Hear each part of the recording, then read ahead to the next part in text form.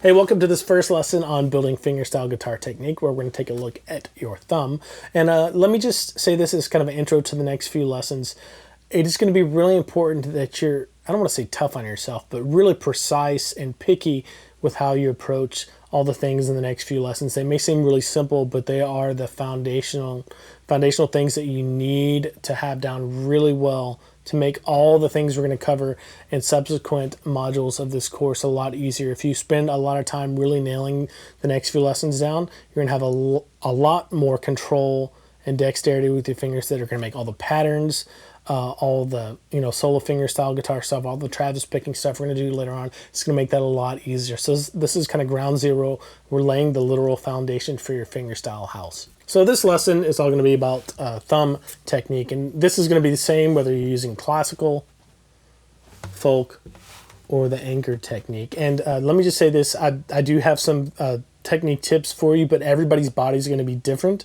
So everybody's technique is going to be a little bit different, but the important thing here is you just, take these tips with a grain of salt and use them for a guideline for developing your own thumb technique. The main thing is to relax. I'll say that, and that's with fingerstyle in general, whether it's your thumb or your fingers.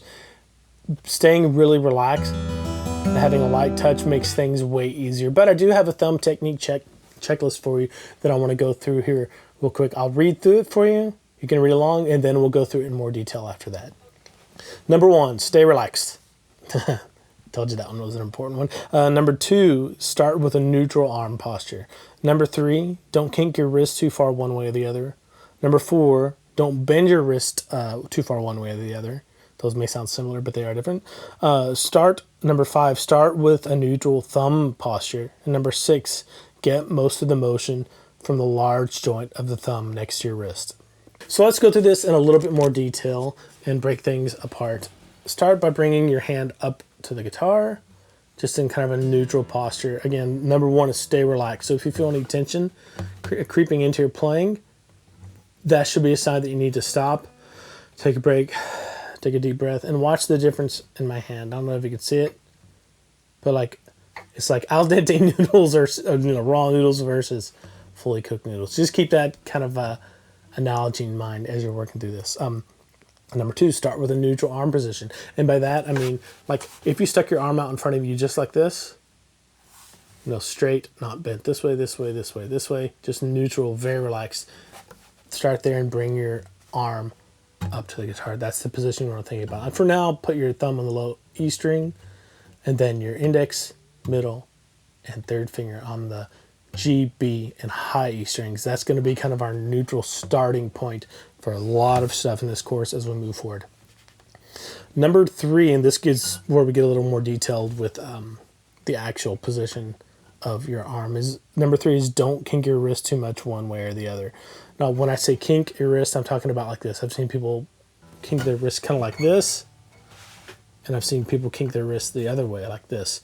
Now, Segovia, when he played, he had more of a kink like this, but I think that was more something on his natural kind of anatomy that made him do that. But he always seemed to be relaxed when he did it, When I'm talking about kinking, I'm talking about I'm putting an effort and tensing up to kink my wrist that way or that way. So just be careful not to do that too much one way or the other. The other way is don't bend your wrist too much one way or the other. And by that, I mean don't have your wrist up high like this too much, or like this too much. If you're using the classical technique, if you're using the anchor technique, yeah, your wrist is going to have to be down like that. But you'll feel it if it's kinked too far one way or the other like this, and it's actually taking muscles to keep your wrist in that kinked position. It's going to start to hurt after a while, and you'll start to notice it. So just start with a neutral position, even if from that neutral position you go down into anchoring your hand one way or the other. So the main thing is just listen to your body and stay relaxed. Next, number 5 is start with that neutral thumb posture. And by that, I mean don't kink your thumb too far one way or the other.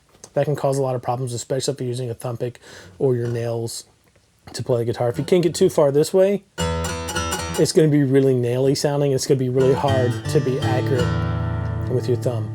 If you kink it too far this way, same kind of problem. It's going to be really hard to be accurate.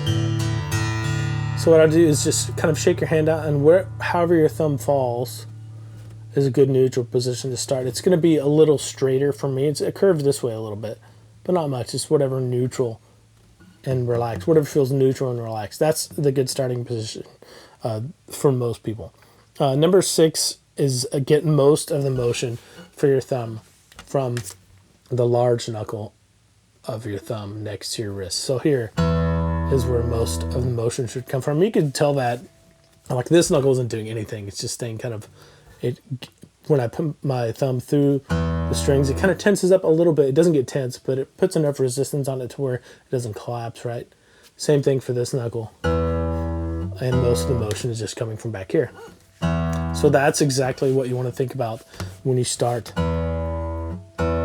working on your thumb technique. And your only exercise, one and only exercise for this lesson, is to just play the low E string over and over again and think about all of the tips in the thumb technique checklist as you do that. So again, get your hands set up, fingers on the top 3 strings, thumb on the low E string, relaxed, neutral arm position, neutral thumb position, and just let you kind of put a little bit of resistance in these 2 knuckles so they don't bend, you know, and just play through. And when I do that, if you have nails, my thumb, the skin of my thumb, the flesh is just before the nail is hitting, and then the thumb nail goes through. You just want to do that over and over again. And the name of the game here is to program in exactly how that feels, so it's one less thing to think about later on. And so there's no chance that you're going to, accidentally hit the A string or something.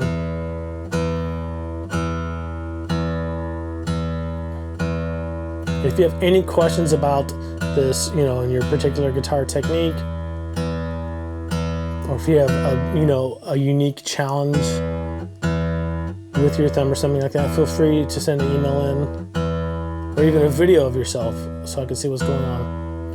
But just do that over and over again, and that's the main thing. You could even look at the examples in this book and the pictures I have in there that will help you get a good idea of what not to shoot for and what to shoot for if you need a little memory jog. So if you can, grab your guitar now and just go through this with me a little bit. Look at the exercise. You're going to see P's next to all the E notes there. And P just stands for thumb. We'll get into more of the finger designation symbols as we move forward. But for now, just realize that P stands for thumb. And just stay relaxed.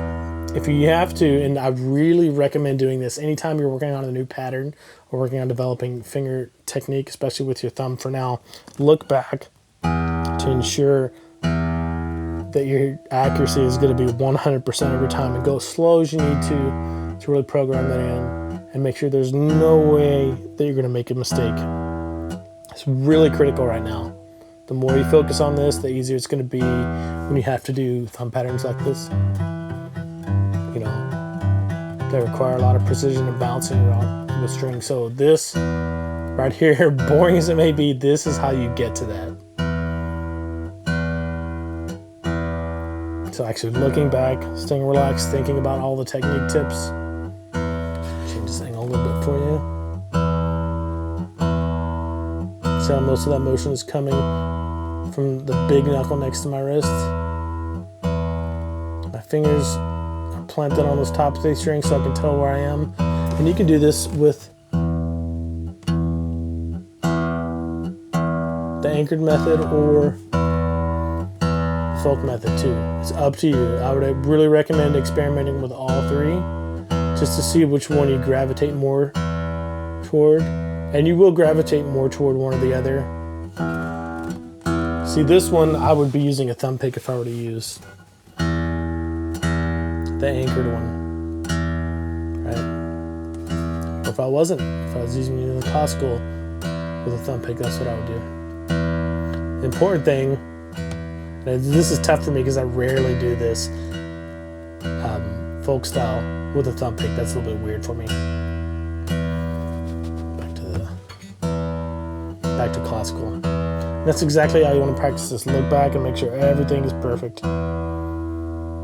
In the next lesson, we're going to take things to the next level by going through some progressive exercises for the thumb that really develop your coordination, dexterity, and accuracy. So be sure to have this down really well before moving on to the next lesson. Here are your assignments for this lesson.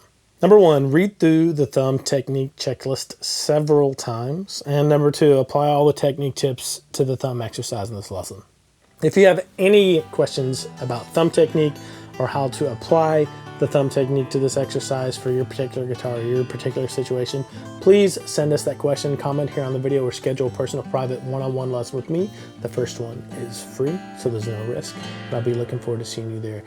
Make sure to have this down again for the next lesson because things are going to accelerate with the thumb when we get there. See ya.